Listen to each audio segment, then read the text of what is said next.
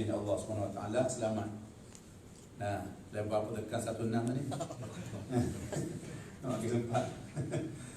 Alhamdulillah. Muslimin dan muslimat yang dikasihi Allah Subhanahu wa taala. Sama-samalah kita bersyukur kepada Allah. Yang mana Allah Subhanahu wa taala masih bagi kepada kita nikmat, berbagai-bagai nikmat. Nah, kata Sayyidina Ali karramallahu wajhah, nikmat a'zamun ni'am, sebesar-besar nikmat yang Allah Ta'ala telah bagi pada kita. Dia kata dia masuk dalam nikmat yang besar tu ada 6 perkara, sittatu asya. Ini perkataan bagi Sayyidina Ali karramallahu wajhah. Sebab tu dikatakan karramallahu wajhah, telah mulialah oleh Allah Subhanahu wa taala akan muka Sayyidina Ali. Kebanyakan sahabat lain belum daripada masuk Islam pernah sujud pada berhala, kepada berhala. Tapi Sayyidina Ali tak pernah sujud kepada berhala. Muslimat dikasihi Allah. Apa dia kata 6 perkara kata Sayyidina Ali? Yang pertamanya al-Islam. Islam yang Allah Ta'ala bagikan kepada kita. Nah, Islam, iman. Itu dia. Ini yang pertama. Tapi dia sebut sini al-Islam. Tak apalah Islam ni kalau kita ke dalam kaedah agak, apabila dia sebut Islam satu kena pada iman. Tapi apabila dia sebut Islam, iman atau lain-lain, dia masuk dalam kaedah kata idza jatama'a iftaraqa wa idza iftaraqa jatama'a. Itu dia. Apabila dalam kitab sebut Islam satu, kena pada iman siada. Tapi apabila dia kata Islam dan iman, itu lain-lain. Islam tu kena pada al-a'malu bil jawarih, amalan yang kita buat dengan anggota kita. Itu yang dikatakan Islam. Nah, iman mana dalam hati tu. Tapi apabila disebut satu ya, sebut kata Islam, maka di situ termasuk iman. Maka nikmat yang besar yang Allah Ta'ala bagi pada kita, kata Sayyidina Ali-nya al-Islam. Nah, patut kita nak bersyukur, nak jaga Islam supaya Islam tadi tidak gugur daripada diri kita. Kalau kita ngaji dalam kitab fiqh dengan 3 asbab yang boleh jatuh agama: bil qalbi, bil fi'li, bil qawli. Dengan hati pun boleh jatuh agama, dengan perbuatan boleh jatuh agama, dengan perkataan. Sebab tu kena mengaji. Kalau tak mengaji, jatuh agama tak sedar bagi. Dan hati kita, pegangan kita lain daripada akidah yang betul. Nah, yang kedua, perbuatan kita sujud pada selain daripada Allah, maka jatuh agama.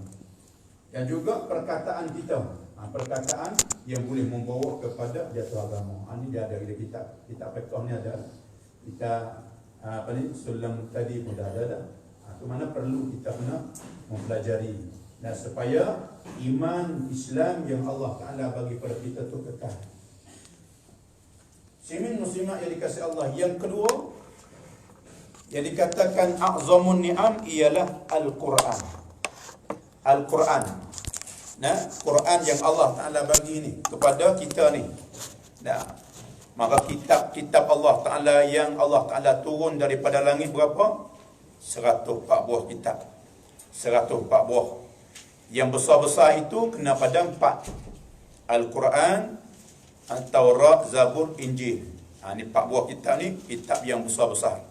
Maka Allah Ta'ala bagi kepada Nabi kita Muhammad sallallahu alaihi wasallam ialah dinamakan Al-Quranul Karim sebagai mukjizat yang paling besar. Itu nikmat kita. Nah, dengan nikmat Quran, apabila seorang tu dia boleh baca Quran, maka Quran inilah jadi teman dia dalam kubur nanti. Quran akan jadi teman kawan kita. Kawan yang sejati Quran yang kita baca ni. Nah, lebih-lebih lagi setiap malam kalau kita sempat baca surah Al-Mulk 30 ayat. Kalau waktu baca lancar 5 minit habis. Nah, 5 minit habis. Tapi nak buat tu sangat-sangat payah. Tu dia. Kalau kita pegang telefon, bakal tak baca dah Al-Mulk. Bakal terlena dengan telefon tu lah. Sebab ujian yang sangat besar. Kenapa? Ganjaran Allah Ta'ala bagi pun besar. Al-Quran, baca dah Al-Mulk. Nah, Hari-hari ini sekurang-kurang kita baca dah Qul huwallah 3 kali. Dapatnya 1 kali khatam. Nah, kalau kita nak bagi lebih lagi, baca 10 kali sehari Qul huwallahu ahad, suratul Ikhlas. Maka siapa-siapa yang baca 10 kali sehari, maka Allah Ta'ala binakan 1 istana dalam jannah. 22 kali, 22 istana. 30 kali habis, 3 istana yang Allah Ta'ala buat pada kita. Kaya dah. Tapi kita rasa baca 10 kali tak rasa kaya. Tak rasa kaya. Tapi yang sebenarnya Allah Ta'ala buat istana yang besar, yang hebat di dalam jannah Allah Subhanahu Wa Ta'ala bagi mereka yang baca surah ni. Nikmat yang Allah Ta'ala bagi, yang kita kena syukur juga, ialah Allah Ta'ala menjadikan Nabi Muhammad sallallahu alaihi wasallam sebagai rasul kepada kita. Nah, besar kita ni jadi umat Nabi Muhammad. Nah, besarnya Nabi kita jadi umat Nabi Muhammad sallallahu alaihi wasallam. Sehingga Nabi Adam dia cemburu kepada umat Nabi Muhammad. Nabi Adam dia cemburu pada umat Nabi Muhammad. Kenapa? Kerana beberapa perkara yang Allah Ta'ala bagi pada umat Nabi Muhammad sallallahu alaihi wasallam. Dia kata, aku ni, kata Nabi Adam alaihissalam, aku ni dengan satu kesilapan yang aku buat.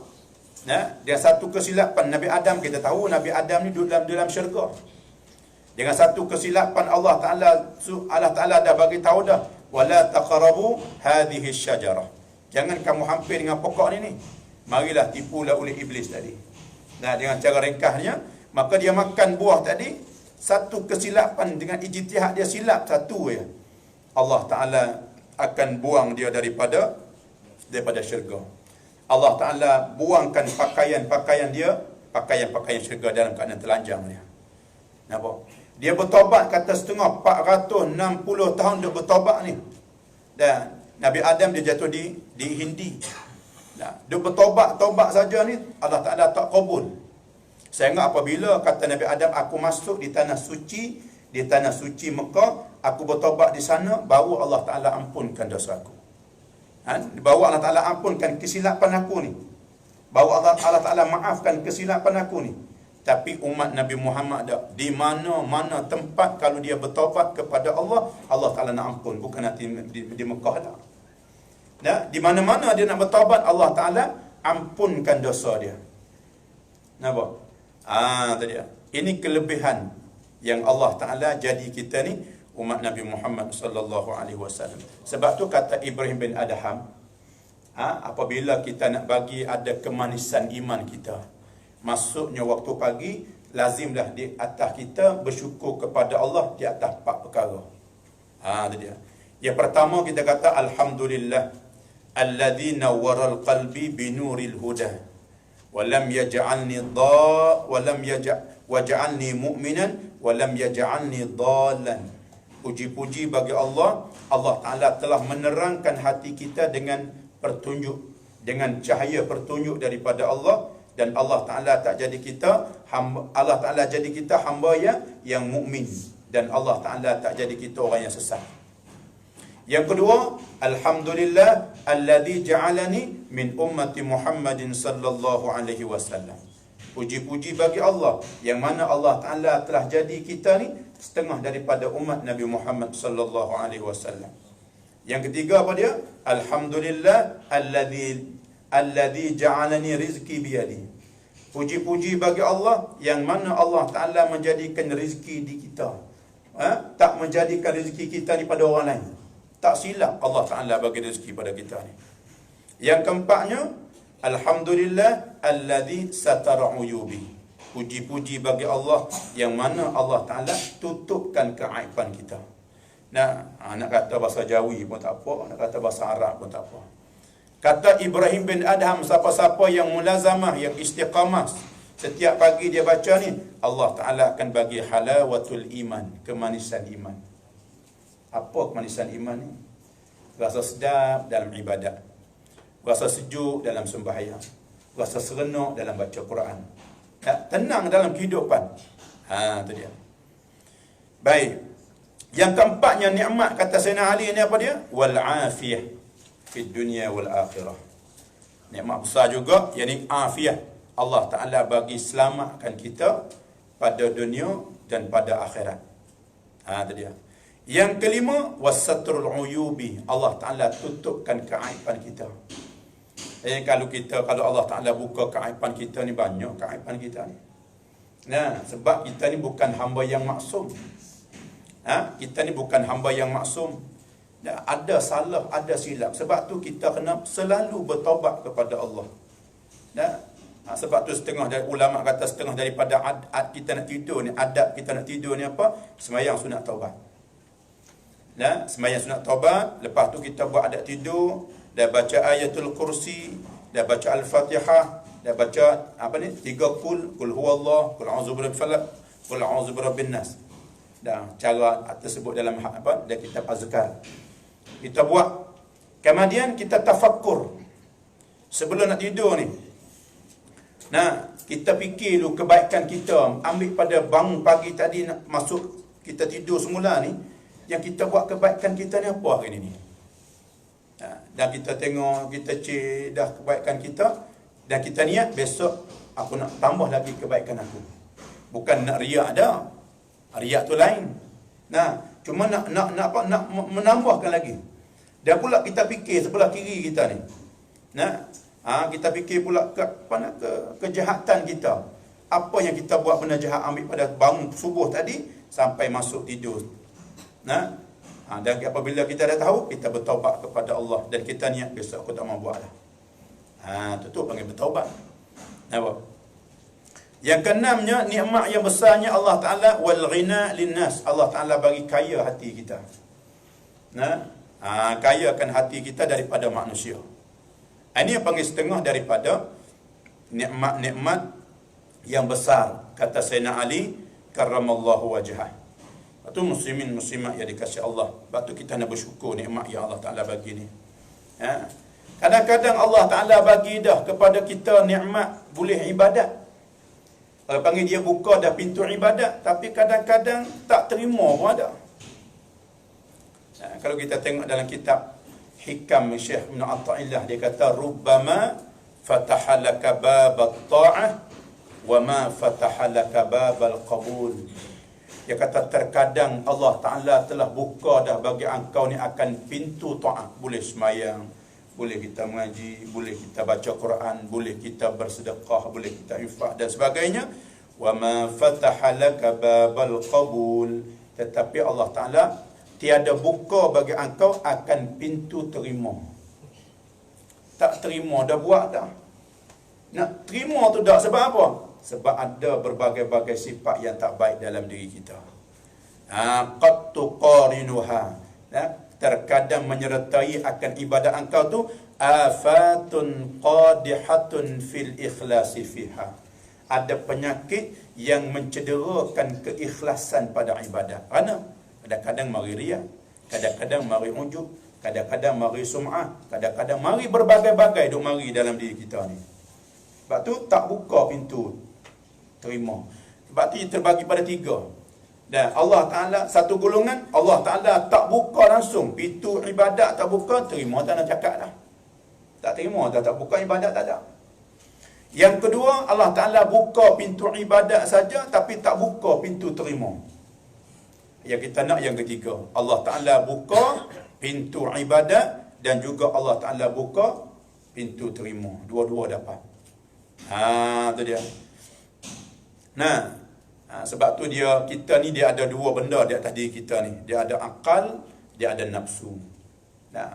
Sebab tu dalam hadis kata, tubuh badan kita ni dibanding seumpama satu medan tempat berperang di antara 2 golongan, akal dan nafsu. Kata Yahya bin Mu'az, akal ni dia akan memimpin kita kepada benda baik. Wal aqlu qa'idatun lil khairi. Akal dia memimpinkan kita bagi buat benda yang baik. Wal hawa dan nafsu ni markabun lidzunubi. Wal hawa markabun lidzunubi. Nafsu kita ni ialah kenderaan bagi dosa. Nafsu ni kenderaan bagi dosa. Sebab tu dalam kitab Hikam dia kata macam mana? Kata Syekh Ibn Atta'illah, aku yang paling bimbang sekali, yang paling takut sekali apabila nafsu itu dapat mengatasi seseorang. Apabila nafsu kita ni, kita ikutlah dalam kehidupan kita, duk ikut nafsu ni. Apabila nafsu tu dapat mengatasi kita, dia tak nampak dah jalan yang baik. Hatta yu'miyaka. Nah, sehingga membutakan akan dikau an ru'yati tariqi qasdika, daripada memandangkan jalan kuasa engkau. Apa jalan kuasa kita ni? Ibadat kepada Allah. Sebab tu orang panggil istilah tasawuf kata, tu dia, anta maqsudi wa ridaka matlubi. Tu ibadat kuasa kita. Tempat tuju kita Allah. Anta maqsudi dan wa ridaka matlubi. Ridha engkau lah yang kami tutup, yang kami mahu. Tu dia. Sebab itulah Imam Ghazali dia buat kitab Minhajul Abidin, dia ada 7 aqabah yang kita akan bicara sikit tentang perjalanan seseorang nak dapat sampai kepada Allah. Nah, sebab tu kita ni yang pertama sekali, yang kalau kita nak sampai kepada Allah ni, yang pertama sekali kita kena tengok keaiban kita. Semacam mana dalam kitab hikam dia sebut, man aradal wusula ilaihi, barang siapa yang menghendaki nak sampai kepadanya, kepada al-haq, yakni kepada Allah. Man aradal wusul ilaihi, siapa-siapa yang nak sampai kepada Allah, nak dapat redha Allah, nak dapat rahmat Allah, fabahath an uyubi nafsika, maka hendaklah engkau periksa keaiban diri engkau. Lah ni banyak kita periksa keaiban, tu orang tu tak betul, orang ni tak betul, orang tak betul belaka, kita yang betul. Nampak? Jadi kita tak nampak keaiban kita. Apabila selama mana kita tak nampak keaiban kita, selama tu kita tak akan sampai kepada Allah. Tak akan dapat kelazatan ibadat kepada Allah. Tak dapat nikmat ibadat kepada Allah. Tu dia. Fabahath an uyubi nafsika. Sebab tu ada seorang waliullah. Dia berjalan di atas jembatan. Jembatan yang sempit ya. Dia jalan, tiba-tiba ada seekor anjing. Lalu dia pun berhenti. Anjing pun lalu pergi. Maka dia paling kata, wahai anjing, mu ni lebihlah mulia pada aku. Tengok cakap dengan anjing. Ni orang makam lain ni, bukan makam kita. Sebab tu orang wali-waliullah ni kadang-kadang kita tengok dia macam orang gila. Dia kadang-kadang setengah tarik kata, awalu tariqi jununun. Awal-awal perjalanan aku ni orang kata gila. Nampak? Dia katanya, mu najihmu ni 7 kali basuh suci dah. Kita kena najih anjing ni, ataupun najih mughallazah ni, kita basuh 7 kali, masuk air tanah sekali, suci dah. Tapi dosa yang ada dalam diri aku ni, tak ada air di atas dunia ni nak basuh suci ke dosa aku ni. Tengok dia silap ke mana. Nampak? Dosa yang ada, yang aku dah buat, yang ada dalam hati aku ni, tak ada air di atas dunia untuk nak basuh sucikan hati aku. Itu dia. Sebab tu kita nak tengok keaiban kita dan kesilapan kita. Kita ada silap. Baik. Kata muallif Imam Al-Ghazali. Kita baca kitab Minhaj Tabarruk. Pada muka surat yang ke-10 pasal pada kitab. Dia katanya, kata muallif Imam Al-Ghazali radhiyallahu anhu, maka inilah aturan yang mengilhamkan daku Tuhanku pada jalan ibadah. Jadi Allah Ta'ala ni mengilhamkan kepada Imam Al-Ghazali cara-cara yang kita nak dapat ibadat kepada Allah sebagai nak menjalankan tugas ubudiyah, sempurnakan ibadat kita kepada Allah. Nak sempurnakan ibadat kita pada Allah. Sebab tu dia ada 2. Dia kena ada hakikat, dia kena ada syariat. Kita ni kena mengaji yang pertama, tauhid tu mesti dah. Kata Imam Malik, man tafaqqaha, barang siapa yang belajar fiqh, walam yatasawwaf, dan mereka tak belajar tasawuf, faqad tafassaqa. Orang ni kadang-kadang boleh bawa pada fasik. Wa man tasawwafa, barang siapa yang belajar tasawuf saja, walam yatafaqqah, tapi dia tak mau belajar fiqh, faqad tazandaqa. Kata Imam Malik, orang ni semacam mana orang zindik, kafir zindik, tak ada agama orang panggil. Nak tasawuf ya, ada juga golongan ni. Orang panggil nak tasawuf saja, tapi tak mau tak mau apa? Syariat tak mau. Maka orang ni kata Imam Malik tak sempurna. Orang yang sempurna macam mana? Man tafaqqaha wa tasawwaf faqad tahaqqaqa. Siapa-siapa yang belajar fiqh dan belajar tasawuf, maka orang inilah orang yang sebenarnya, orang yang sempurnanya di sisi Allah Subhanahu wa taala. Kalau tak ajar syariat ni dah. Nah, ajar tasawuf tak payah sembahyang. Tak nak sembahyang dah kita ni. Sebab apa? Kita dah sampai dah. Wa'bud rabbaka hatta ya'tiyakal yakin. Dia kata. Pandai dia ambil ayat pun. Mau ibadat dah sampai yakin tak apa dah. Yakin dah, kita yakin dengan Allah dah. Tak payah sembahyang, tak payah puasa dah. Nafsu pun kata, okey. Betul. Padahal ulama' dia katakan ibadat sampai mati. Wa'bud rabbaka hatta ya'tiyakal yakin. Hanya ibadat lah oleh kamu hingga sampai kamu mati. Yakin mana mati, mana al-maut. Nampak sungguh yang Allah Ta'ala cerita tu. Selepas pada mati apa yang kita nak berjumpanya. Tadi. Nah, ramai akhir zaman ni macam-macam. Nah, sebab tu dua-dua kita kena ada. Ada fiqh, orang panggil syariat. Panggil syarak, dan ada tasawuf. Ini hak dalam, orang panggil hakikat. Itu hikmah yang Allah Ta'ala kata, La ilaha illallah Muhammadur Rasulullah. Istilah tasawuf kata mana? Allah di dalam, Muhammad di luar. Apa? Macam mana Muhammad di luar? Cara nikah kahwin cara Muhammad, cara sunnah Nabi. Pakaian cara Muhammad. Sembahyang cara Muhammad. Puasa ibadat cara, semua hak zahir ni cara Muhammad. Tu panggil syariat. Tu keluar hukum syarak. Zahir tu Muhammad. Nah, nikah kahwin, muamalah, muasyarah, munakahah, jinayah, apa semua mengikut Muhammad. Itu panggil la ilaha illallah Muhammadur Rasulullah. Kalau tak ada syariat ke? Ada Allah, ada la ilaha illallah saja. Ni Muhammad nak tak di mana ni? Nah, kalau orang masuk Islam ni kena ucap dua syahadah. Asyhadu an la ilaha illallah wa asyhadu anna Muhammadar Rasulullah. Itu dia. Baik. Kata dia maka ketahui olehmu. Nah, maka ketahuilah olehmu. Ketahui olehmu ni kalau kita mengaji dia ambil terjemah daripada lafaz i'lam. I'lam ni mana utlub. Nah, tutuplah oleh kamu. Ta'allam, belajarlah oleh kamu hingga kamu pandai, hingga kamu tahu. Tu mana ketahui olehmu. Nah, ketahuilah olehmu ni asal daripada makna belajarlah oleh kamu hingga sampai pandailah oleh kamu. Tu mana ketahuilah olehmu. Sekarang dengan taufik Allah, bahwasanya yang hasil daripada jumlah 7 aqabah ni ilmi. Jadi kita ni nak sampai kepada Allah, nak dapatnya redha Allah, nak menjalankan sebagai hamba yang sempurna di sisi Allah, dia kena lepas daripada 7 aqabah.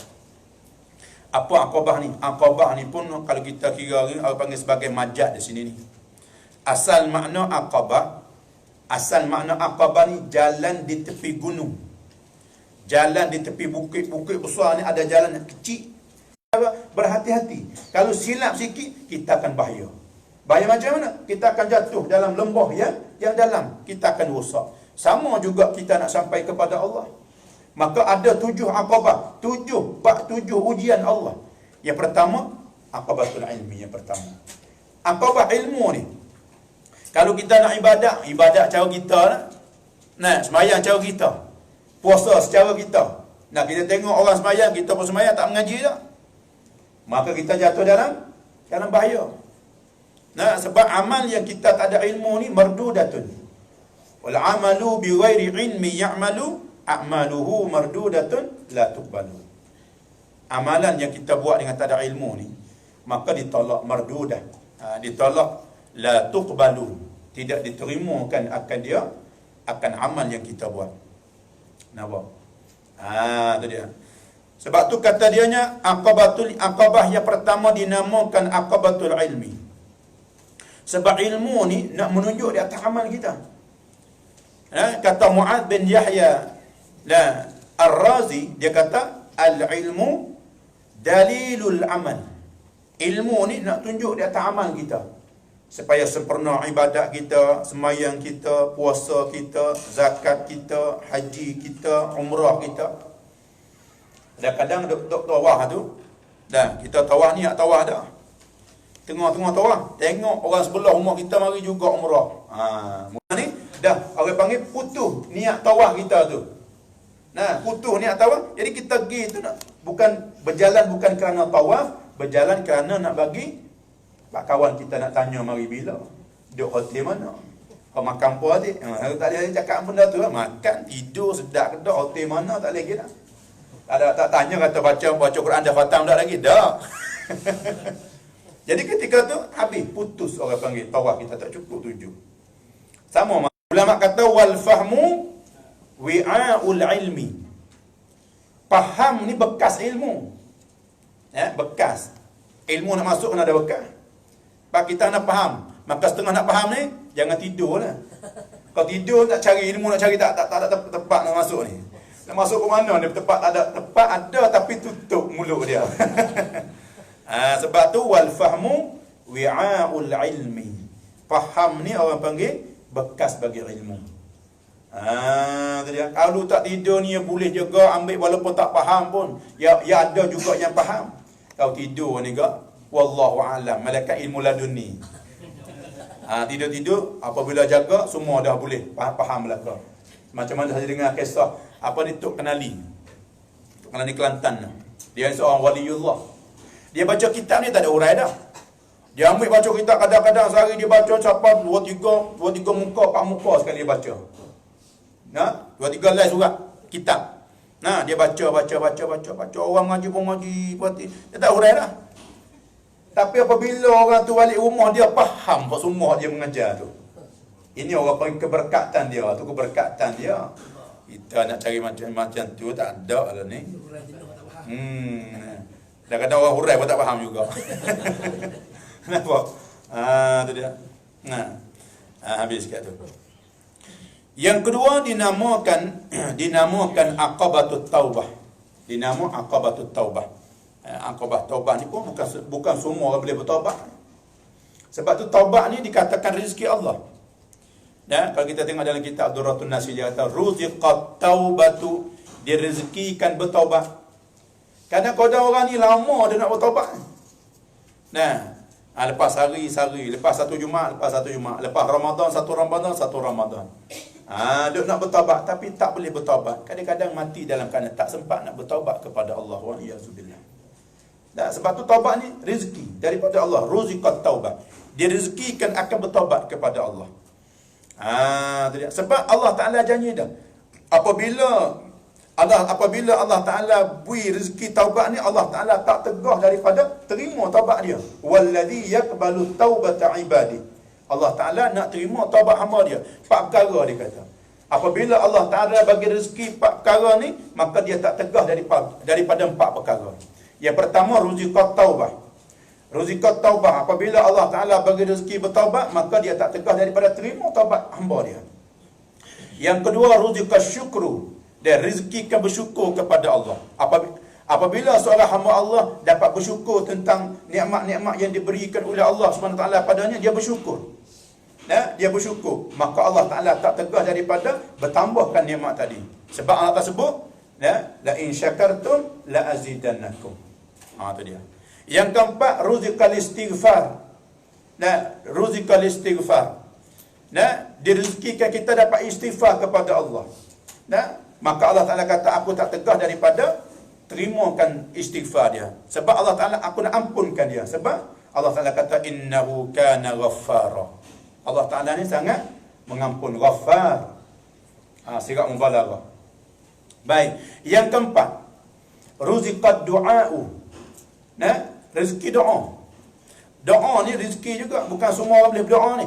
Doa ni. Boleh berdoa kepada Allah. Walaupun doa secara jemaah pun tak apa lah. Ada juga boleh berdoa. Sebab apa berjemaah? Doa seorang diri. Apa salah doa secara jemaah? Sebab dalam bahasa Arab dia kata ada kalau tapi syarat tak imam kena kata na lah. Domain muta'allim ma'al ghaib. Yang kata ni dia seorang ya. Orang lain tolong doa ke dia dalam ilmu nahwu orang panggil isim fi'il amar. Isim fi'il amar. Amin mana istajib doa'ana. Ya Allah, terimalah doa kami ya Allah.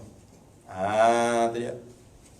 Nah, sebab tu kita nak hidup sembahyang Jumaat 5 waktu berjamaah.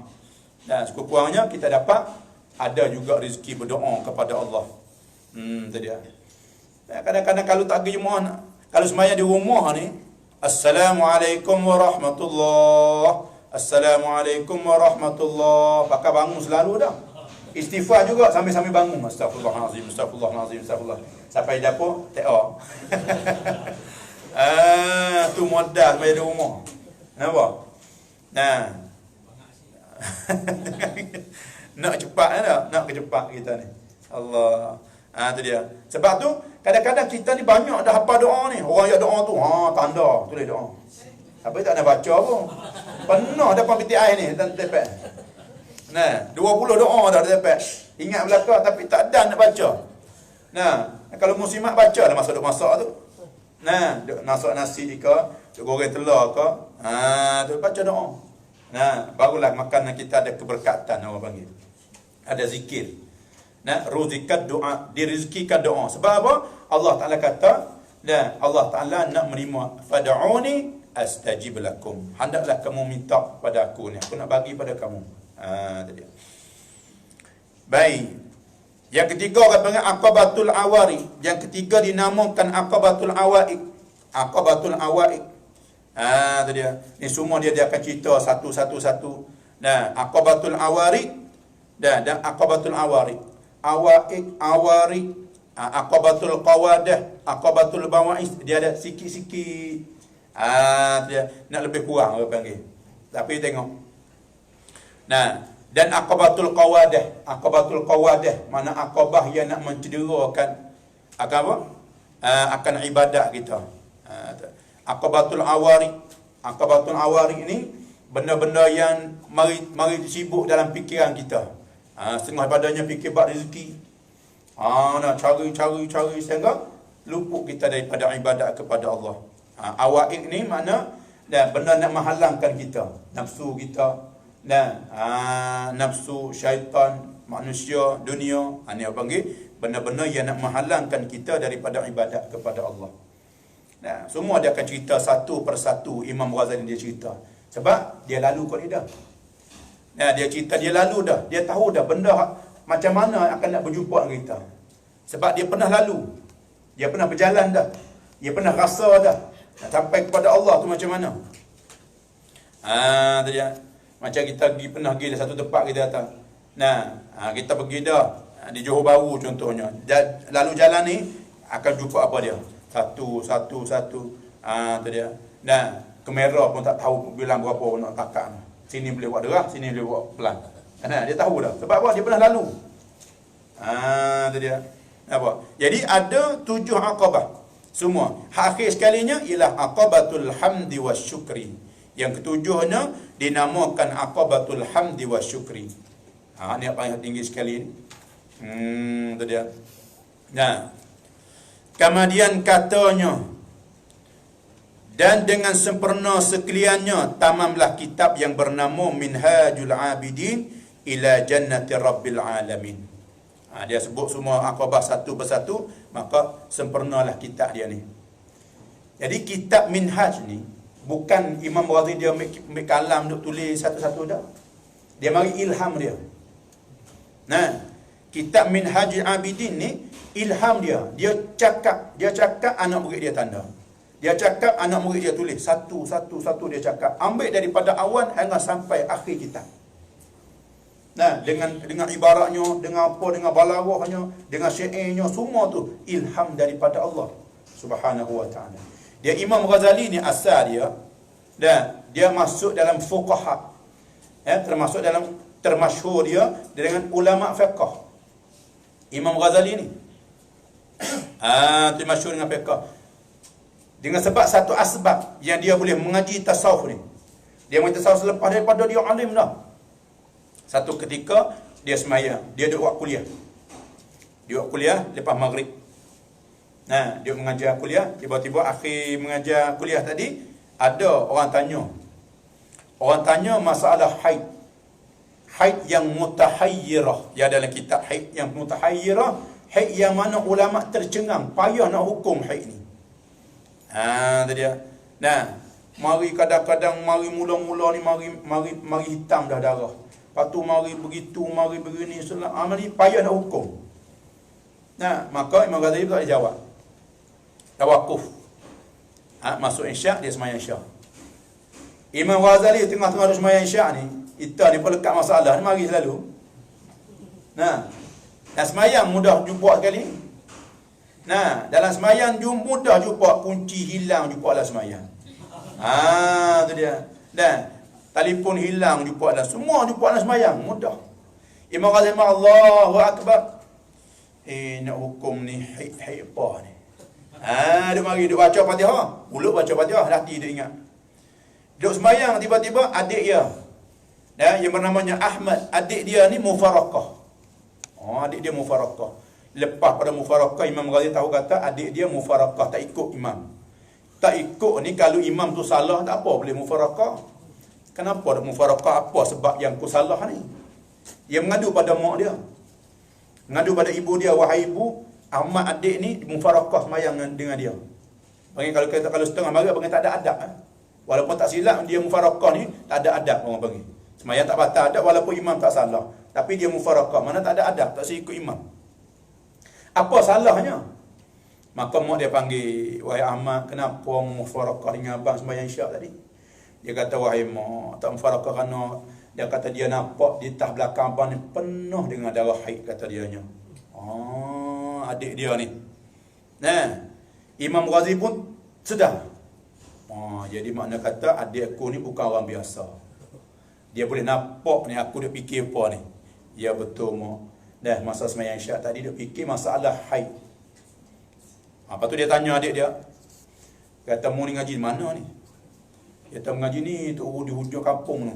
Kau duk jahit kasut. Tukang jahit kasut ni Tok Guru dia. Imam Ghazali pun pergilah minta. Apabila Imam Ghazali pergi, Imam Ghazali ulama besar masyhur. Nah, nama apa Tok Guru dia ni? Nama Abu Bakar Al-Warraq. Kalau kita mengaji kitab Minhaj banyaklah. Qala Syekhuna. Dan Syekhuna situ Abu Bakrin Al-Warraq. Tu dia. Dia kata, mari pak, orang jahit kasut ni pun bangunlah, sambut. Tuan Syekh nak pergi mana ni? Mari sini, kata dia. Nak mari buat apa sini ni? Mari mengaji. Mengaji apa dia tak pandai. Buatlah. Tak pandai nak mengaji. Balik. Esok mari pula. Ni orang nak mengaji sungguh. Minta Tok Guru tak baca, esok ulang pula. Kita mari Tok Guru kata rumah, sayur. Kedai kopi hari ni. Boleh duduk kedai kopi lama. Orang dulu ni dah minta tak mari, esok mari pula. Nah, hari yang ketiga mari, Abu Bakar Al-Warraq ni tengok, barangkali dia tak pandai sungguh masalah tasawuf ni. Tak apa. Dia kata, tapi adalah beberapa syarat, kata dianya. Ada beberapa syarat yang nak mengaji ilmu ni. Syarat apa? Nak ikut belakang. Dia kata, Tuan Syekh nak mengaji ni boleh, tapi Tuan Syekh nak buka jubah, nak buang jubah ni, subang-subang semua, pakai baju gundi ni. Pakai baju gundi. Siapa nak pakai baju gundi ni? Nah, buat tebuk tekak, tebuk tangan, tebuk di kaki, baju gundi. Kita fikir kat ni. Pakai baju hebat, baju kemeja ngakuk dengan apa ni, tembok orang pakai baju gundi nak pakai kita. Sebab apa tu? Yang pertama, nak merendahkan nafsu kita. Tu dia, nak bagi sifat tu, nak bagi kata kita tak ada apa. Tak apalah, Imam Ghazali kata dia sanggup. Nah, yang kedua, kena ambil air, jiruh jalan ni. Ambil air, jiruh, siram jalan. Jalan tu tak ada tal lagi kot. Nah, supaya tak bagi berkabut. Tu pun nak melenyapkan nafsu kita ni. Ego kita ni. Aku ni hebat, aku ni alim, aku ni tu, aku ni. Nak merendahkan ego tu. Nah, maksud tak apa. Anak murid ribu-ribu dah Imam Ghazali ni.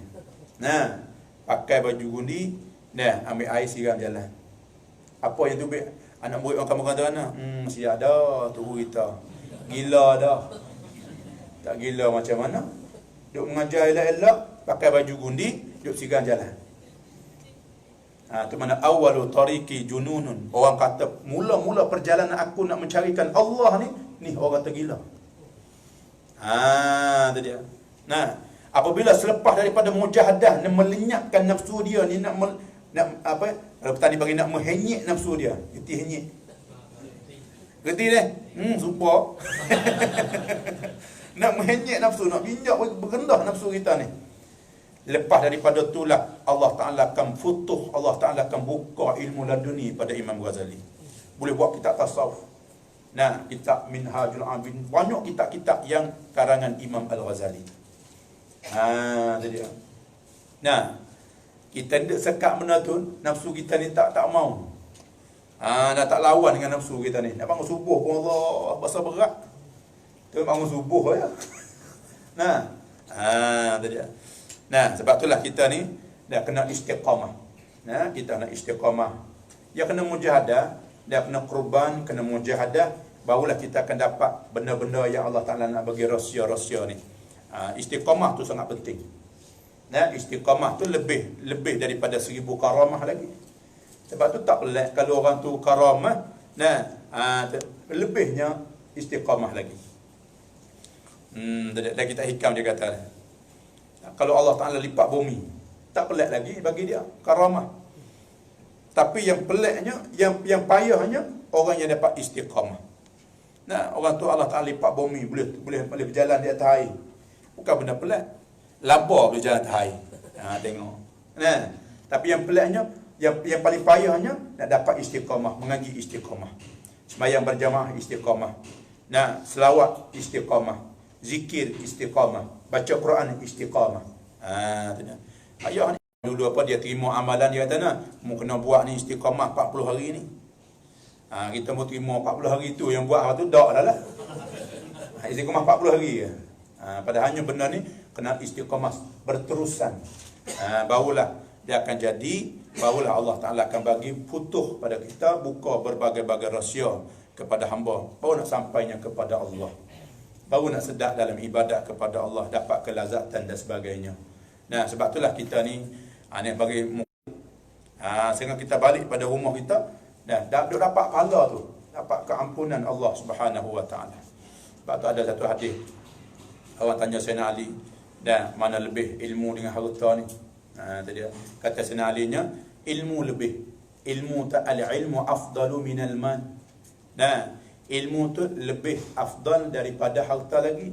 Dia tanya bi ayyi dalilin, yang mana dalilnya? Sebab ilmu ni orang yang makan pusaka para nabi. Orang makan pusaka nabi. Adapun ilmu orang makan pusaka korun, kata dianya, kata Sayyidina Ali. Ilmu ni lebih dia sebab ilmu boleh menjagakan kita. Tapi harta kita nak jaga dia. Ni musim budaya maha ni. Musim buah budaya maha ni, setengah orang tak tidur di rumah. Buat dangar ni lah kebun tu. Nyamuk tua tak ketik tak kira dah. Kenapa? Sebab apa? Takut orang curi ni. Bawa musik musangking. Nah, patamah. Tu harga mahal tu. Kita kena jaga dia. Mutu kita kena jaga, kereta kena jaga, kebun kena jaga. Itu harta kata dianya. Ada pun ilmu, dia jaga kita. Tadi. Dengan sebab kita mengaji ilmu, Allah Ta'ala murahkan rezeki pada kita. Tadi. Nah, sebab itulah kita sama-samalah kita istiqamah dan berdoa kepada Allah Subhanahu Wa Taala, dan semoga Allah Taala tetapkan kita dan akhir hayat kitanya dengan iman, mati kita dalam keadaan husnul khatimah. Maka sekadar ini saja. Boleh start pukul 12 ni. Wallahu taala alam. Tu dia. Ada soalan tak? Kalau ada, tak ada, tak apa.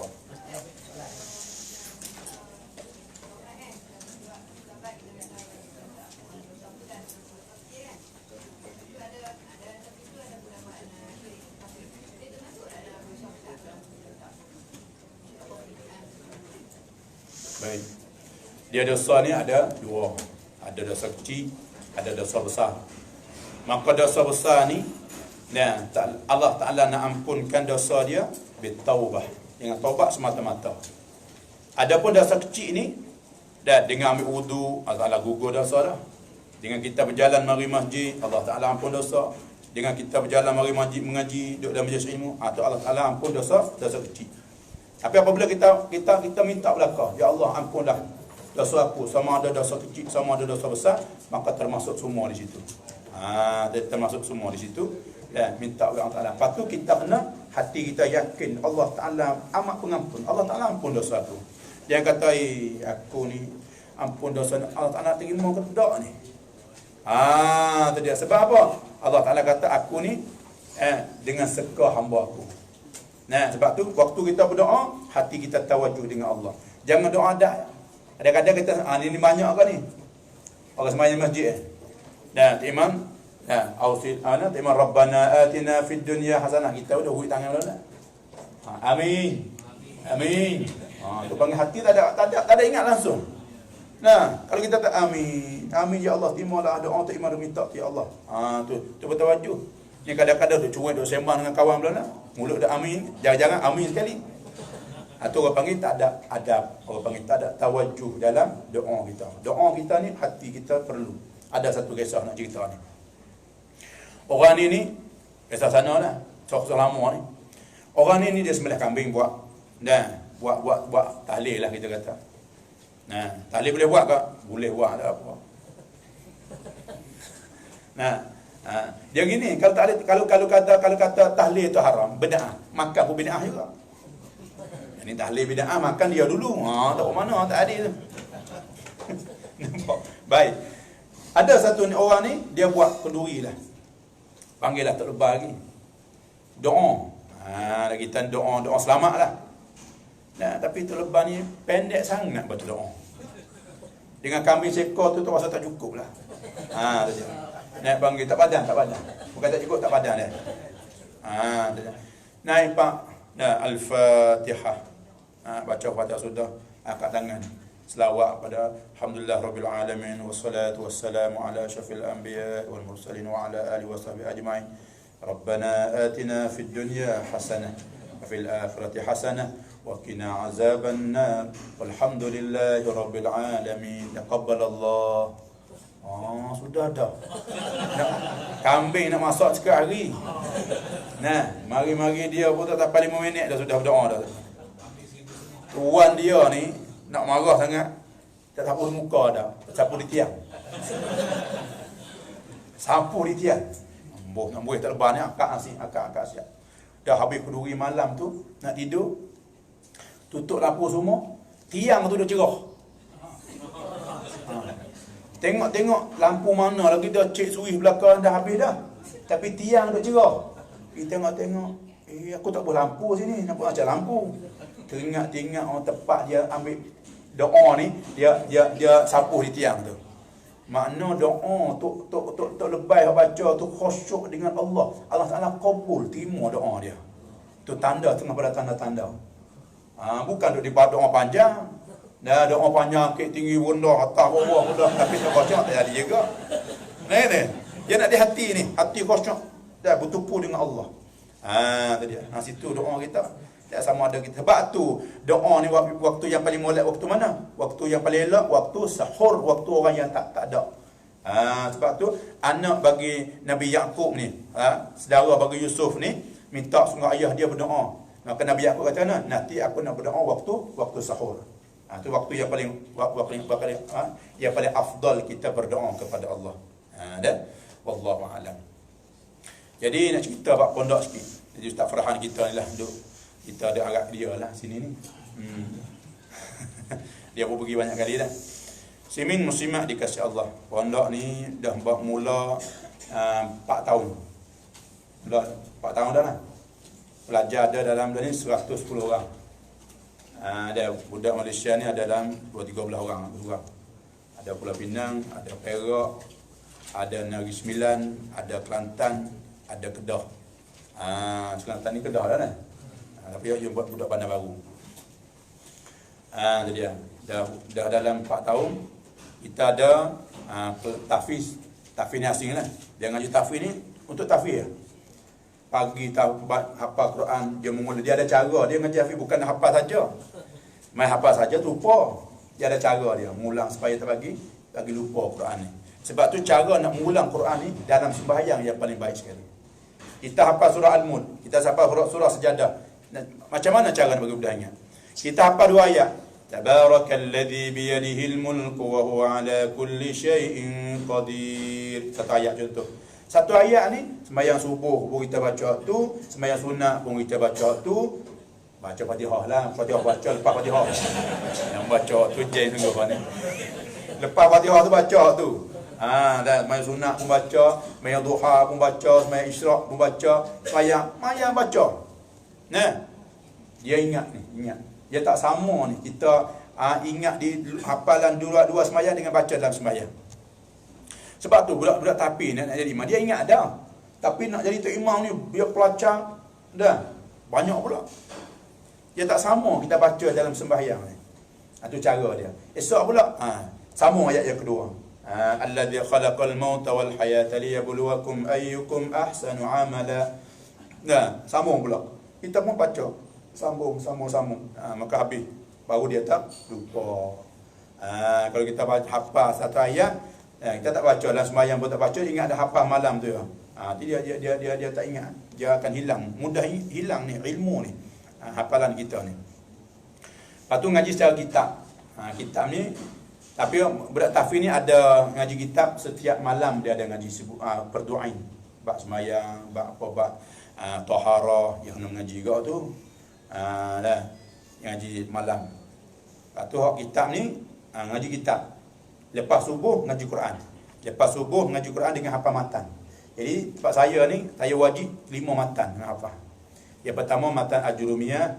Yang mula-mula sekali itu panggil hak wujud kidam apa ingat tu.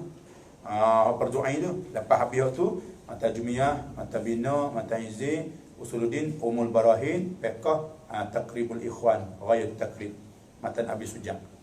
Ingat ni. Hafal sikit tak apa, masuk setiap hari. Nah, pendek masuk setiap hari lepas subuh masuk baca Quran, masuk ngaji Quran, masuk matan. Pukul 7.30 ngaji kitab. Dalam sehari-hari ni bukan dalam 3 buah belah kitab ngaji. Dengan tafsir dan tasawuf ada. Jadi tengah hari tu bapa mentua saya mengajar. Dia baca Baqarah dengan Wisyaul Afrah. Dengan pagi minggu dia baca tafsir dengan Mutla'in. Betul lain tu. Dengan kitab berkurang dalam 14 buah lah sehari-hari mengaji. Dan satu lagi muslimat pun mula buka. Muslimat baru buka tapi lepas raya ni dah budak akan datang lagi. Mari dah baru ni, mari ada 2-3 orang jadi kesik sangat. Geti kesik. Ada kesik. Kesik. Bukan kesik. Kecup. Tak ada orang, ada 2 orang ada sunyi. Sunyi petani panggil kesik. Tak boleh duduk kesik. Klik lu. Nanti mari lepas raya ni 10 orang mari tu. Hingga lagi. Dan satu lagi kita nak buat pondok wargamah. Belum buat lagi. Dah wargamah insya-Allah kita akan rancang. Semoga dan benda tu akan jadi manfaat pada kita. Lepas tu siapa-siapa yang nak infak boleh lah untuk buat pondok duduk ni kita orang kayu, pondok lama. Dalam gambar ni ada lah. Ni pondok gini, pondok dia ni satu gini. Dulu 3,800. Lah ni 4,800. Duit jatuh. Sana sama lah, tukar tu boleh sana 33,000 baht. 33,000 baht ni sebuah pondok ni. Kalau kita duduk sini 4,800. Wakaf budak mengaji. Duduk pondok. Allah, dia mengaji tak pondok kita. Dia alim, dia sebab. Orang nak murid dia beribu contohnya. Untuk sapa pahala pada kita. Sekali je kita buat modal. Tu saham orang panggil jariah tu panggil jariah yajri. Duduk berlari pahala. Tadi dah. Lepas tu bulan puasa ni pun budak duduk pondok. Tidak, moga bulan puasa ni kita istimewa. Selalu budak pondok dia masak sendiri. Dia menanak sendiri 2 kali makan sehari. Budak pondok 2 kali makan, kita bagi 2 kali makan sehari. Menanak. Mana pukul 10.30 lepas ngaji pagi tu dia menanak, kita bagi masa sejam. Geti menanak. Geti ni masak nasi tu lah. Kadang panggil menanak. Tak reti kena di Johor baru. Tadi duduk setengah tani. Dia menanak. Sejam kita bagi kali makan ni. Makan mudah-mudah ya. Telur goreng ya. Ikut dia lah nak makan apa. Tapi masa sejam yang bagi. Dia menanak, dia masak. Dia. Orang telah cicah wudu sedap. Toyet tak ada 2 jam. Lama-lama sekali boleh ada dia. Jadi petang pukul 10.30 dia masak sekali, lepas tu petang lepas asar sekali. Dia masak masa tu dia makan 2 kali sehari. Di malam tak ada, malam makan benda ringan lah, makan kuih ke apa, kedai, ada kedai lah. Tadi 2 kali makan sehari. Jadi bulan Ramadan ni kita selalunya kita kutip lah siapa-siapa yang nak bagi sehari untuk buka puasa serta dengan sahur. Buka kita sahur. RM800. Kalau bagi banyak mana pun tak apa. Aku ni dah RM10. RM10 boleh pahala $10 juga. Tak RM10 tak boleh pahala. Dah boleh. Tapi syarat lillahi ta'ala. Itu dia. Siapa-siapa nak bagi adalah belakang ni jadual dia tu. Bolehlah bulan depan serah pada Ustaz Haji Farhan kita. Tulis nama bagi elok, nak hadiah pahala pada siapa. Semoga kita tu dirahmati oleh Allah Subhanahu Wa Taala, diterimakan segala amal ibadat kita dan jariah kita dan wakaf kita. Wallahu taala alam. Hari ni itu ada tabung tu. Nak belah-belah pun tak apa, panggil belah-belah. Belah-belah keluar tu masuk itu lillahi taala. Insya-Allah Allah Taala ganda 10 kali ganda. 10 kali ganda pada kita. Tapi syarat nak ikhlas. Wallahu a'lam. A'udzu billahi minasyaitonir rajim. Bismillahirrahmanirrahim. Alhamdulillahirabbil alamin.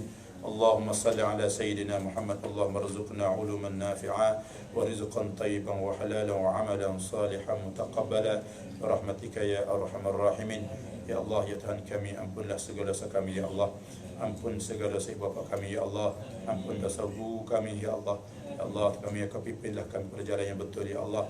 Maka bagilah redha-Mu pada kami ya Allah. Ya Allah, kami matilah kami dalam keadaan husnul khatimah ya Allah. Ya Allah, kami murahkan rezeki pada kami ya Allah. Murahkan rezeki pada kami ya Allah. Rezeki yang halal ya Allah. Ya Allah, kami pimpinlah anak-anak kami ya Allah. Bagilah mereka faham agama ya Allah. Ya Allah, kami timurlah doa hamba-Mu yang lemah ya dhaif ini ya Allah. Rabbana atina fid dunya hasanah wa fil akhirati hasanah wa qina azabannar. Walhamdulillahi rabbil alamin. Wassalamualaikum warahmatullahi wabarakatuh. Terima kasih kepada Bangga Bapak Lutfi. Jadi kepada tuan-tuan muslimin muslimat, saya ada sediakan tabung yang besar di luar sana. Boleh masuk untuk sama-sama kita infak dan juga wakaf. Kalau kata nak infak terus dengan bapa pun boleh, nak masuk dalam terus insya-Allah boleh. Jadi kepada tuan-tuan boleh dapatkan flyers tu di luar. Kalau ada nak bagi dekat adik-beradik saudara mara, ada di atas meja di luar sana. Jadi tertangguh dengan tasbih kafarah dan salat salam. Subhanakallah wa bihamdik, asyhadu an la ilaha illa anta, astaghfiruka wa atubu ilaik. Bismillahirrahmanirrahim. Wal 'asr. Innal insana lafi khusr. Illa alladhina amanu wa 'amilus solihat wa tawassaw bil haqq wa tawassaw bis sabr. Assalamualaikum warahmatullahi taala wabarakatuh. Satu lagi untuk makluman, kuliah di Masjid Kuning Jumaat Sabtu akan bermula balik di Masjid Kuning sebab kursus haji dah habis. Dan pagi Sabtu kita ada qiyamul lail pada siapa-siapa yang ada ke lapangan jam 5 pagi, insya-Allah pagi Sabtu.